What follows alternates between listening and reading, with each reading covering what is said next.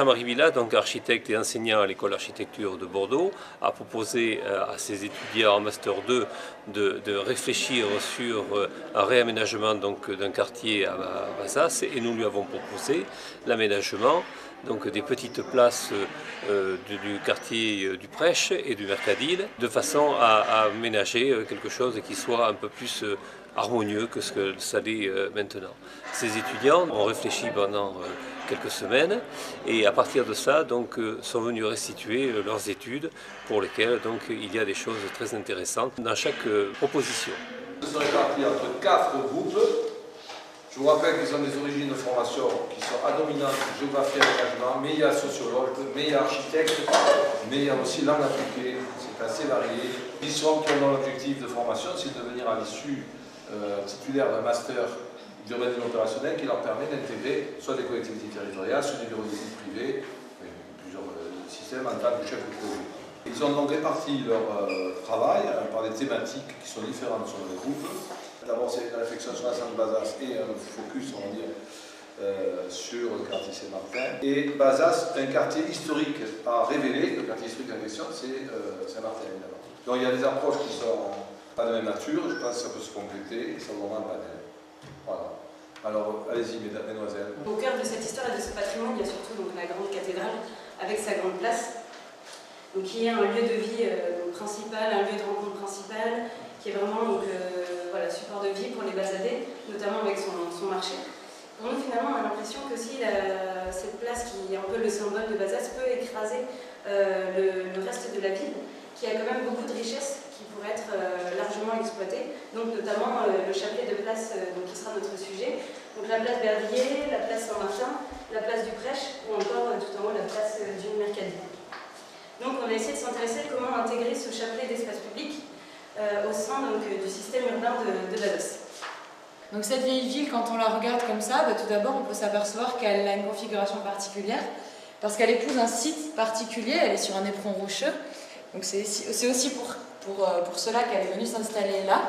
Et puis elle est à la jonction de routes importantes, l'axe Bordeaux-Toulouse, et puis la route vers le sud, vers Bayonne. Et c'est aussi ce qui a créé toute la richesse et le passé particulièrement prestigieux de la ville de Bazas, notamment lié à sa fameuse cathédrale.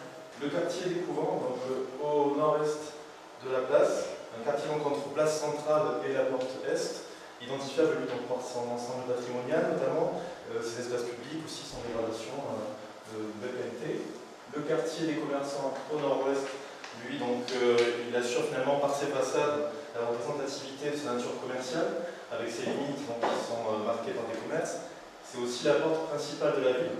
Il y a donc finalement une porosité importante avec l'extérieur, aussi au regard du réseau viaire qui le rapproche à l'extérieur. Le quartier sur la corniche, plus au sud, qui lui est celui qui donne à voir finalement les perspectives magnifiques sur l'extérieur de la ville, des paysages environnants, et il est donc suspendu au-dessus du vide, au-dessus des murailles, et il donne vraiment ce tableau pittoresque. Et donc enfin, le quartier des églises. Donc le quartier des églises, au sud-ouest, lui identifiable finalement avec ce chapelet de place, comme on a vu sur la toute première diapositive. Donc on est sur un quartier finalement étroit, intimiste, singulier. Il est aussi à l'écart des grandes manifestations. Donc il est finalement contourné aussi par ces manifestations, mais pas investi. Donc par ailleurs, il est marqué aussi par des typologies architecturales variées qui donnent à voir finalement les strates historiques qui appartiennent à des temps différents, à la ville d'hier, à la ville d'aujourd'hui.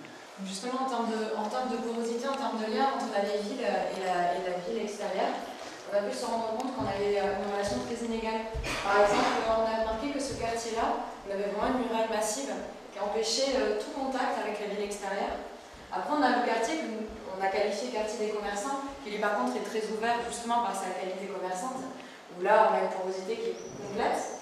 Et puis dans notre quartier, finalement, on se rend compte que on bénéficie de cette différence de topographie.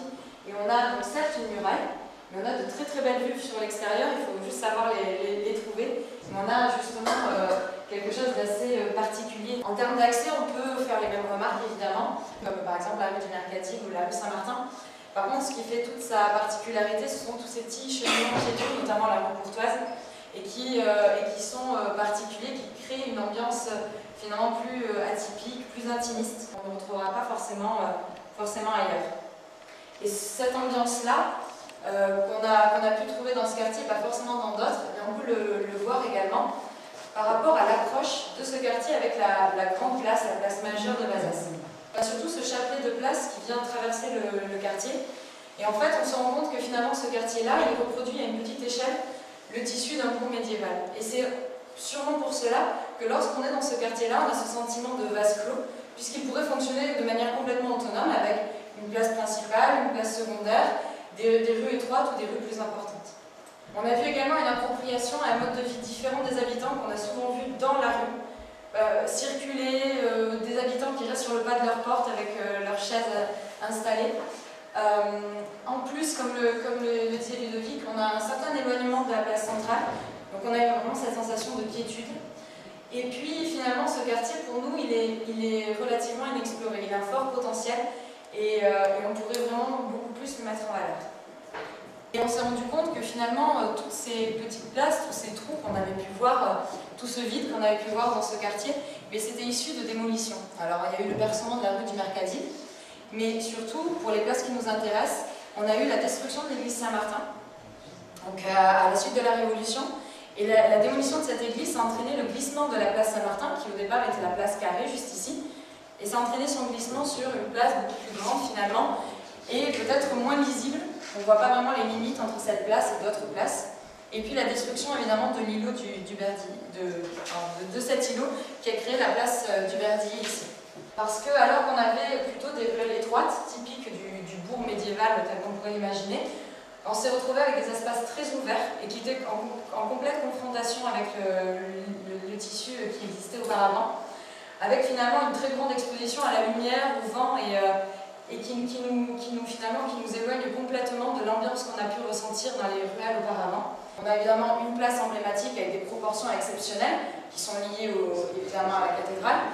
Mais par contre, quand on compare nos autres places, on voit bien qu'on a des petites places qui sont toutes à peu près de la même taille. Même la place Saint-Martin s'intègre dans ces petites places du tissu médiéval, malgré la destruction. Par contre, la place du Berdier, elle est dans un entre-deux. Elle a un format qui est vraiment particulier. Et ça induit justement cette incompréhension, cette grande ouverture et ce manque de lisibilité entre ces différentes places.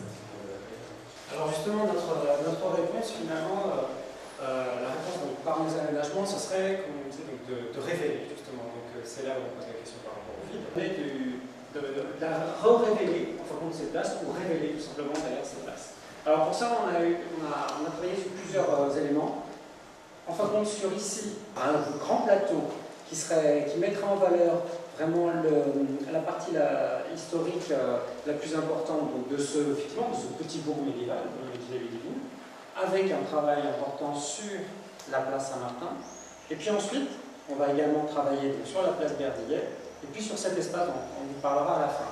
Mais l'idée, nous, ça va être justement de faire une césure entre toutes ces places, c'est-à-dire on mettra en place donc, un bâtiment qui serait une sorte de préau avec une façade relativement fermée et une autre de côté relativement très ouverte. Un espace relativement vert. Donc là aussi, c'est une invitation avec justement une fontaine, une invitation vers le parcours de la Brèche, la rue Courtoise. Donc commencer avec du vert, assumer par contre, on assume le stationnement. Donc avoir ici du stationnement et puis avoir un espace plutôt vert dans cette partie-là pour gérer quand même les fonds de parcelles parce qu'elles sont elles sont un peu plus dégradées on va dire, alors que par contre c'est ces deux façades ici, l'ensemble de ces façades sur la place qui sont très jolies, donc une mise en valeur de cet espace par le recul justement de la partie verte et d'assurer donc le cheminement. Et autrement, c'est là où on se dit aussi quand même que comme il y a toutes ces personnes qui sont sur le pas de leur porte, qui sortent effectivement leur siège, bon, elles seraient vraiment bienvenues sur cet espace. Ensuite, qu'est-ce qu'on a comme espace? On a un espace en pente. Donc, comment traiter un espace en pente de façon la plus simple possible? Donc finalement, on ferait un grand padal. Vous voyez à quoi ça correspond? Donc chaque grande marche ici fait à peu près 2,50 m. On assume le stationnement également de part et d'autre. Et puis, par contre, que ce padal, finalement, par lui-même, dissuade finalement l'utilisation un peu régulière en voiture, c'est vrai. Autant par la rampe Saint-Martin, on vient se garer et tout ça, mais à la rigueur, c'est vrai que ça devient peut-être quand même un lieu moins fréquenté par la voiture. Et donc, ce qui fait que les piétons empruntent la partie centrale de cet espace. Et enfin, pour finir, eh bien, ce qu'on vous proposerait, nous, c'est de l'appeler le Padam Saint-Martin, tout simplement. Puisque ce n'est pas une place, ce n'est pas une rue, et c'est comme on dit en marchement, voilà. Vous avez fait ça, Oui. Excellente idée de requalifier les espaces selon la fonction historique qu'ils remplissaient. Parce que c'est vrai, quand on se promène dans ce quartier, place ceci, place cela, et on ne comprend rien. Vous voyez la limite qu'elle fut dans cet espace, c'est pas visible.